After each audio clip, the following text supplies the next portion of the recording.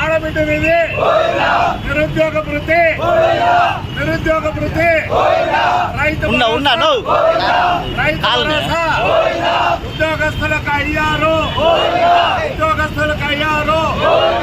వాలంటీర్ల వ్యవస్థ కూటమి ప్రభుత్వ నిరంకుశ వైఖరి ఇదేమి రాజ్యం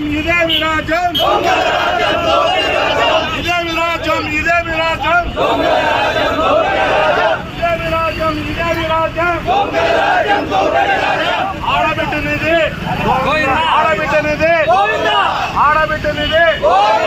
నిరుద్యోగ భృతి రైతు భరోసా వాలంటీర్ వ్యవస్థ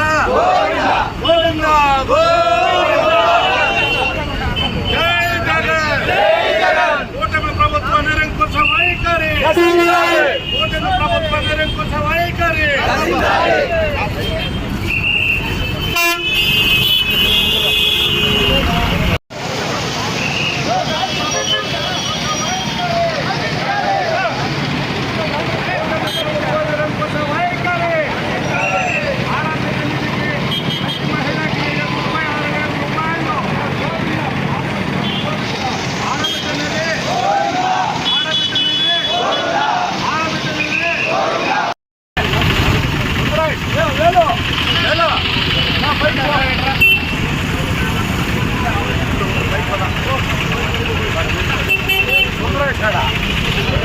ఎప్పుడా దించుకో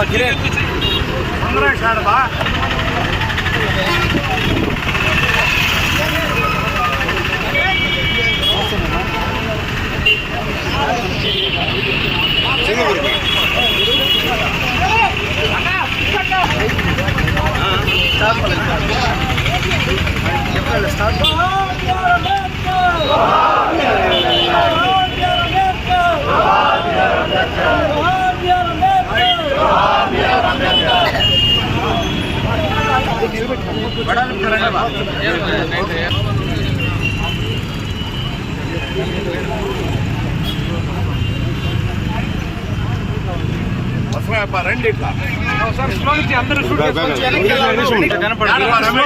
తీసుకుంటే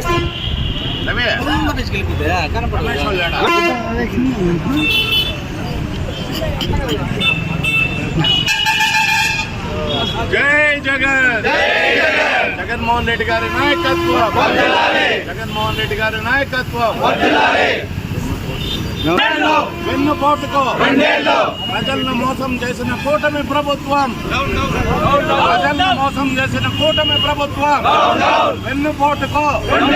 వెన్నుపోటుకు ప్రజలకిచ్చిన హామీలను తొంగలో తొక్కిన కూటమి ప్రభుత్వం ప్రజలకిచ్చిన హామీలను నెరవేర్చడంలో విఫలమైన కూటమి ప్రభుత్వం జై జగన్ ప్రజలకిచ్చిన హామీలను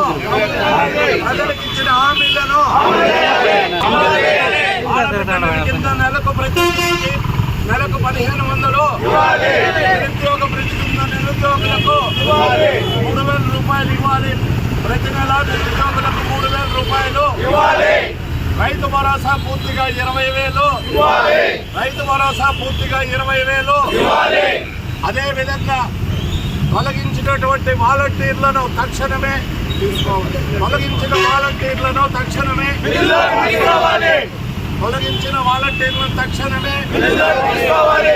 ఉద్యోగస్తులకు పిఆర్సీడీఏలు అన్ని రంగాల్లో విఫలమైన కూటమి ప్రభుత్వం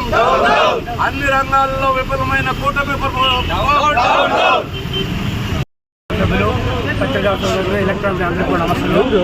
ఈరోజు పేరు పెట్టారు 2 కోట్లు 2 ఏళ్ళు అని చెప్పని. మీకు అందరికీ తెలుసు కూటమి ప్రభుత్వం ఎలక్షన్ ముందు ఏమేమి హామీలు ఇచ్చింది. ఇవన్నీ హామీల్లో ప్రజలను మోసం చేసేటువంటి అంశాలు ఏమన్నా మీకు అందరికీ తెలుసు.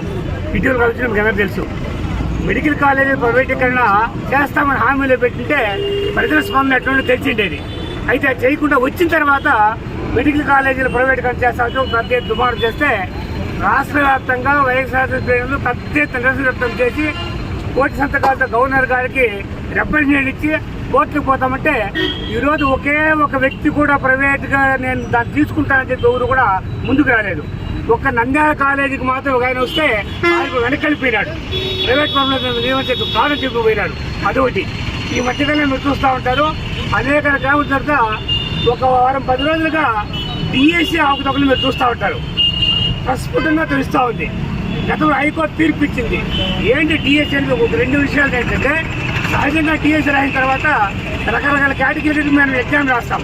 సెకండరీ గ్రేడ్, స్కూల్ అసిస్టెంట్ వగైరా వగైరా రాసిన తర్వాత ఉన్నత స్థానంలో ఉండేది అంటే సెకండ్ గ్రేడ్ కంటే పైన ఉంది స్కూల్ అసిస్టెంట్. నేను దానికి సెలెక్ట్ అయితే నేను దానికి ఆప్షన్ తీసుకుంటే సెకండ్ గ్రేడ్ దీంట్లో నా పేరు తీసేయాల. అట్లా చేయలేదు. ముందే ఒక కండిషన్ పెట్టారు, మీరు ముందుగానే ఆప్షన్ కోరుకోండి, సెకండరీ గ్రేడా స్కూల్ అసిస్టెంటా ఇంకోటి అని అడగండి అని అన్నాను. జనరల్గా సెకండ్ గ్రేడ్ పోస్ట్ ఎక్కువ ఉంటాను కాబట్టి నేను సెకండ్ గ్రేడ్కి ఆప్షన్ ఇచ్చినాను. అయితే తర్వాత ఏమైంది, డిఎస్సీలో ర్యాంకులు చూస్తే నాకు స్కూల్ అసిస్టెంట్ అంటే పెద్ద పోస్ట్ అనమాట. స్కూల్ అసిస్టెంట్ అనేది దాంట్లో ర్యాంక్ వచ్చింది, దాంట్లో ఉద్యోగం ఇవ్వలేదు. అది కాకుండా ఈ మధ్య స్పోర్ట్స్ కోటా పైన ప్రభుత్వం చెప్తా ఉంది ఏమని, ఇవన్నీ మేము చేయింది కరెక్టు, ఆడుతుంటే కరెక్టు, ఇంకోటి కరెక్ట్ అని. కానీ మొత్తంగా మనం లోటు చూసామంటే విద్యా వ్యవస్థలో ఎన్ని పొరపాటు జరిగినాయి. అసలు అర్హులు కాని వాడికంతా కూడాను ఉద్యోగాలు ఇచ్చేశారు. ఇంకోటి ఏమంటే ఆశ్చర్యమైన విషయం ఏంటంటే, ఎస్సీఆర్టీలో క్వశ్చన్ పేపర్ చెక్ చేసేటువంటి నవీన్ అనేటువంటి అవుట్ సోర్సింగ్ అభ్యర్థి అతను కూడా ఎగ్జామ్ రాశాడు, పేపర్ సెట్టింగ్లో పాల్పంచుకున్నాడు, నంబర్ 1 ర్యాంక్ వచ్చింది అతనికి. అతనేమి చదివి చేసి పాస్ అయ్యాడు కాదు. అయితే తర్వాత తప్పు తెలుసుకున్న తర్వాత ఏం చేశారంటే, ఆ నవీన్ కుమార్ నా ఫస్ట్ ర్యాంక్ ఉన్న అతన్ని లిస్టులో ఇచ్చేసారు. ఎందుకంటే అంత గందరగోళం అయిపోతుంది చెప్పని. ఇటువంటి పోకలను ఈరోజు మీరు చూసింటారు. పోస్ట్ కోటాలో ఉద్యోగం రాకుండా గోల్డ్ మెడలిస్టులు, జాతీయ స్థాయిలో అవార్డులు ఇచ్చిన వాళ్ళకంతా కూడా ఉద్యోగులు రాకుండా లేదా స్థానికంగా ఉన్నటువంటి వాటిల్లో ఉద్యోగాలు ఇచ్చే అవకాశం వచ్చింది. ఇది చాలా దుర్మార్గం. ఇటువంటి ఒకటి కాదు, పదులు కుద్దు అని చెప్పొద్దు. ఇవన్నీ కూడాను నెరవేర్చుకోవడం చాలా దురదృష్టకరం. రెండోది మన వాళ్ళు ఇందాక ప్రస్తావన చేశారు, ఉద్యోగ ఉపాధి కార్మికులకు జరగాల్సింది ఏంటంటే, గత సంవత్సరం అంటే గత పిఆర్సీ 1/7/18 నాడు పిఆర్సీ కంప్లీట్ అయింది. అంటే పిఆర్సీ పీరియడ్ అయిపోయింది, కొత్త పిఆర్సీ చేయాలా. 2019లో జనవరిలోనే ఏం చేస్తే అప్పటి ముఖ్యమంత్రి చంద్రబాబే 20% వైఆర్ ఇచ్చినాడు. జగన్మోహన్ రెడ్డి గారు వచ్చి 20% కాదు ఆ జీవో క్యాన్సిల్ చేసి 27% ఇచ్చాడు ఉద్యోగులకి. ఎప్పుడు 1 ఇయర్ కంతా 1/7/18 నుంచి జనవరి 1 జూలై నాటికి 18% వచ్చి 27% ఐఆర్ ఇచ్చి ఇంప్లిమెంట్ చేశాడు. తర్వాత మీకు తెలుసు, జగన్మోహన్ రెడ్డి గారు ప్రభుత్వం వచ్చిన తర్వాత ప్రపంచమే అతకాలం పట్లగా కరోనా రావడం రకరకాల అక్కడ కూడా ఎప్పుడు కూడా ఉద్యోగస్తుల యొక్క బకాయిలు ఎక్కడ ఆఫ్ చేయడం లేదు, గ్రాట్యుటీలు ఒకరు ఆఫ్ చేయలేదు. ఇప్పుడు పిఆర్సీకి అడుగుపోయి 3 సంవత్సరాలు అయింది. జూలై 23కి అయిపోయింది. ఈరోజు 26 జూన్, ఈరోజు 30 వస్తే 3 సంవత్సరాలు అయిపోతుంది. కూటమి ప్రభుత్వం వచ్చి 2 ఏళ్ళు అయింది. ఇంతవరకు ఐఆర్ ప్రకటించలేదు. ఉద్యోగ ఉపాధి ప్రజలంతా కూడా తీవ్రంగా నష్టపోయినారు.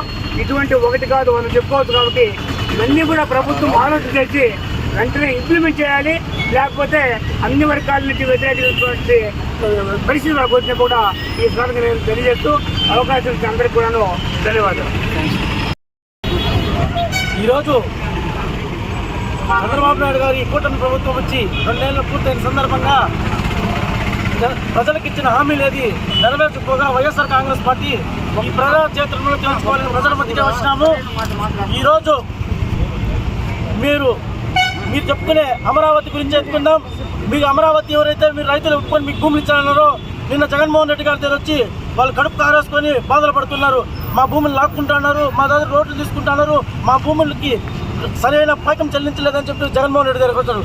నిన్న మీరు సీఎంగా ప్రెస్ మీట్ పెట్టి ఈ డిఎస్సీ అభ్యర్థులకంతా న్యాయం చేసినాము, ఈ వైసీపీ వాళ్ళంతా ఫేక్ రాజకీయం చేస్తున్నారని మీరు చెప్తున్నారు.